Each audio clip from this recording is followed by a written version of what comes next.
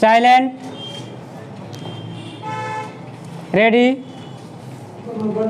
अरे यार तुम्हारों का साइलेंट, रेडी। 5 second, start. यह पहली बार नहीं है कि चुनावों में अपेक्षित प्रदर्शन न कर पाने वाले दलों के नेता हार की खींच इलेक्ट्रॉनिक वोटिंग मशीन यानी ईवीएम पर निकाल रहे हैं। विडंबना यह है कि यह काम छूट भये नेताओं के साथ कुछ बड़े नेता भी कर रहे हैं, जैसे कि कांग्रेस के वरिष्ठ नेता दिग्विजय सिंह। उनके अलावा कुछ अन्य नेताओं ने भी ईवीएम पर संदेह जताने के साथ ही यह भी कहा कि इस मशीन को हैक किया जा सकता है। जो भी यह अनर्गल आरोप लगा रहे हैं वे यह स्पष्ट कर पाने में नाकाम हैं कि आखिर ईवीएम को हैक कैसे किया जा सकता है। हार का ठिकरा ईवीएम पर फोड़ रहे नेता और विशेष रूप से कांग्रेस के नेता वास्तव में अपनी फजीहत ही करा रहे हैं, क्योंकि देश में ईवीएम का उपयोग तब प्रारंभ किया गया था जब केंद्र में उनकी ही सरकार थी।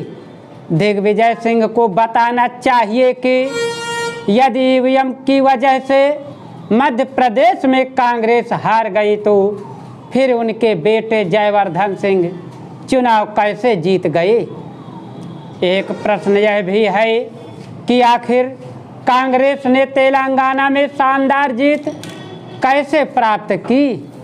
ईवीएम का रोना रोने वाले नेताओं को यह भी नहीं भूलना चाहिए कि कुछ माह पहले कर्नाटक और हिमाचल प्रदेश में ईवीएम के जरिए ही चुनाव हुए थे और इन दोनों राज्यों में कांग्रेस ने जीत हासिल की थी।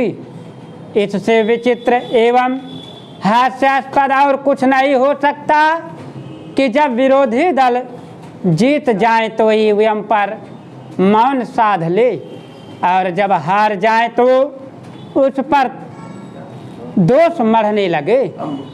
निसंदेह हारे हुए नेता ईवीएम पर दोष इसीलिए मढ़ते हैं ताकि अपनी पराजय के मूल कारणों को लेकर जनता का ध्यान भटका सके और उसे बरगला सके।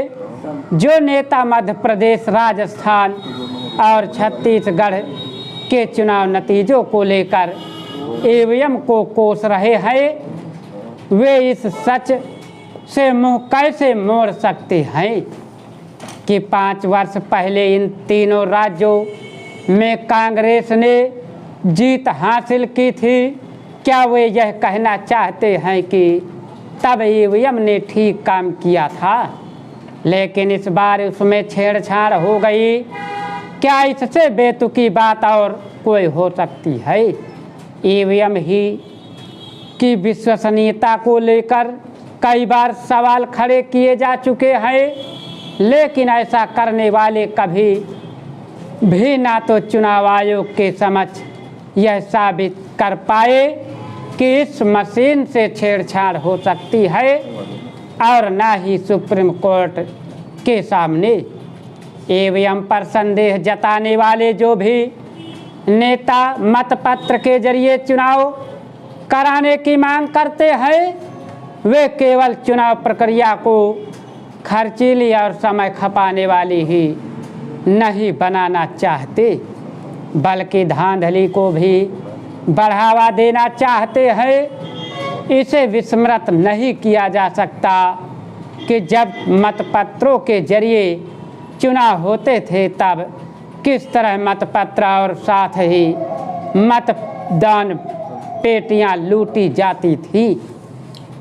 वर्षों से बसाया आशियाना उजड़ना कष्टकारी है, लेकिन यह होना ही था।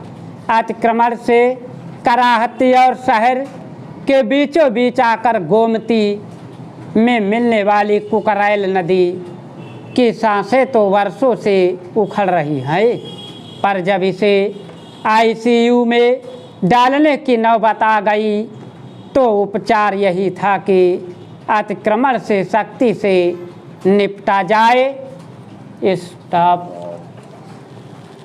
अगर तुम लोग नए हो तो सब्सक्राइब करो, वो जो लाल वाला बटन है उसके साथ सूर्य नमस्कार करो या फिर अनुलोम विलोम, मुझे नहीं पता, बस क्लिक हो जाना चाहिए।